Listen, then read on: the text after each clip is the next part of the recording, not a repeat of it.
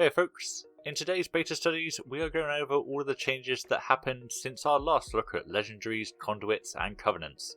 We have less than 2 weeks to go until Shadowlands, and that means some of the past videos are outdated, so let's get started.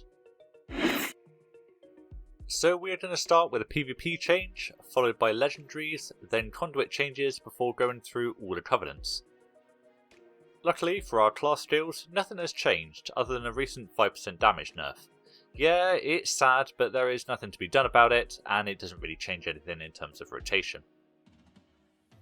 Now, I haven't looked too much into PvP, but considering how core to world and PvP damage it can be, we are talking about a change to the PvP talent Master Shapeshifter. For Cat, this formerly increased your damage while in cat form by 25%. Now it only increases your bleed damage, but by 30%.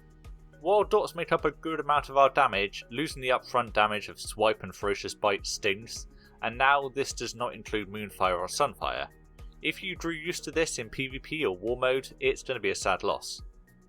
Moonchain however got a buff, as while Star Surge was removed from the list of spells it would decrease the cast time of, Wrath and Starfire have also had their damage increased during the 10-second window. This should help setting up those eclipses. Which affinity is better to level in, I'm not sure, but I still suspect Feral. So to the Legendaries.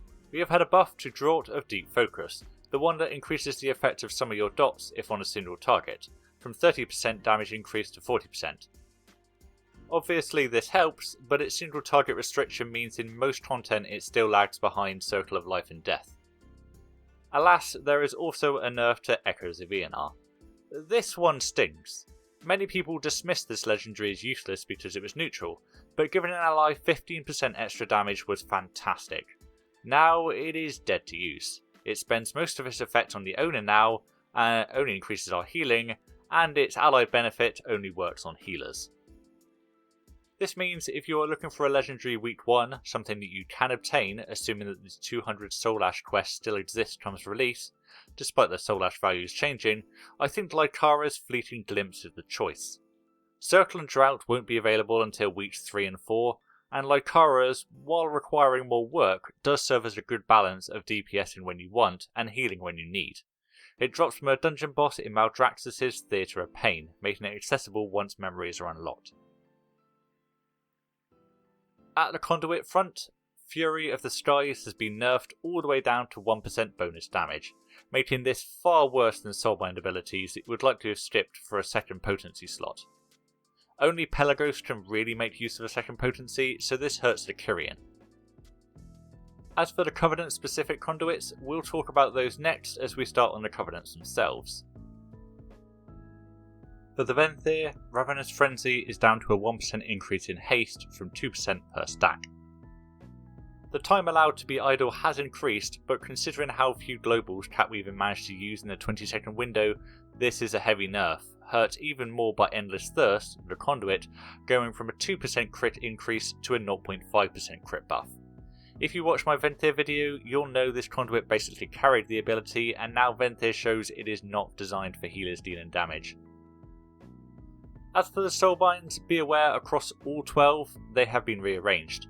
This affects the early game, but what we're going to be looking at here is the actual trait changes, and the rearranged trees makes no difference when we're going to be a few months into the expansion.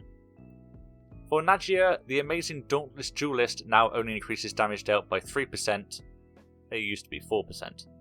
For Theatar, the group versatility buff is now a choice, the mastery buff is the singular ability now. Speaking of, this versatility buff is down to 6% from 10%, and it's down to 3% on allies. However, Refined Palate now increases potion duration by 100 to 200% from 20% or 100%. Alas, all of these nerfs hurt Venthyr even more. Resto DPS got hit in a crossfire to nerf these for DPS specs. It has to land at the bottom of the pile for damage, I'm afraid. It is not much better for the Kyrian. Conduit Spirits has been nerfed down to 20% when used on a DPS player. You need to make sure you do use it on a good damage dealer to be able to make sure you use up as much as you can. Kyrian's issues are not due to this nerf though the ability itself has its flaw for catweaving, instead they lie with Fury and the Skies being nerfed to 1%, and this reduces Kindred Spirits' damage as it was arcane. The Kyrian were famous for Pelagos, so let's look at his nerfs. Let Go of the Past now requires a new ability to be used within 6 seconds.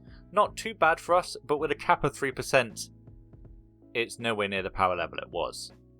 It's not all bad though, as Clear got a buff as Pointed Courage increases crit by up to 8% from 5% if surrounded by 8 enemies or allies. Her Valiant Strikes healing has also been reworked. Lastly, Mechanicos' Hammer of Genesis increases haste by 3% up from 2%. Although there have been some buffs, I don't think they outweigh the nerfs, and again these changes clearly aimed at the DPS specs, and Resto DPS, which doesn't really like damage windows, just got hit too. Necrolord is where things are looking up, and I think they stay as the second best DPS option. Nothing has changed with Adaptive Swarm, which is good and bad. It's still useless in AoE capabilities, but on single target it performs. The real winner is Emily, who not only gains 2% extra haste per stack from Gnashing Chompers, but it is their new lead by example that makes them the prime pick. Using Adaptive Swarm, remember it only has a 25-second cooldown, increases your intellect by up to 20% and nearby allies for 2% for 4 seconds. Buffing your DPS allies is a great way to increase the group's overall DPS. Hemir takes a hit with a reduced 18% crit down from 20% from Marrow Gemstone, and the proc only lasts 10 seconds now, down from 20.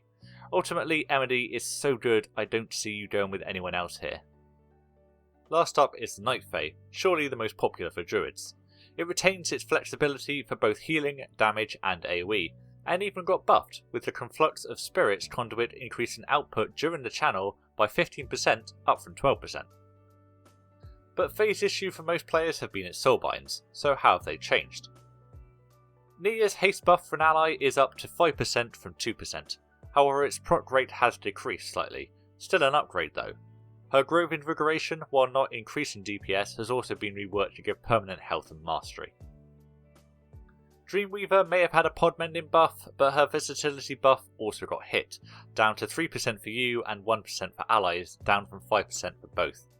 On the flip side, her haste buff when using Convoke is now 12%. Last up is Kyrian, who is better for DPS now thanks to First Strike increasing crit by 25% up from 10%, but the duration is down to 5 seconds from 10. Assuming we can use these 10 seconds, this is better for us. Along with that, the movement speed bonus from Wild Hunt Tactics is up by 5%. Overall, I think Necrolord and Night Fae still stay top for Resto DPS. Necrolord are a bit strong for the soulbinds, but I think Night Fae still pulls ahead with its options and how useful Convoke the Spirits is over Adaptive Swarm. Meanwhile, I think the Kyrian lag behind but could pull its weight, while the Venthyr come last. Its mechanics really favour doing its intended role over the Druid flexibility. Each Covenant has something to bring to the table. Catweaving is just one part of Resto. For most players, they are going to be able to perform for whichever one they want, and each Covenant will be best in any specific scenario. Assuming nothing major changes, which these beta builds are actually coming fast, so you never know, next week we'll be talking about why I personally am looking forward to the Shadowlands, what I like about the expansion, what I intend to do during it, what type of content might pop up on the channel. Until then, thanks for watching.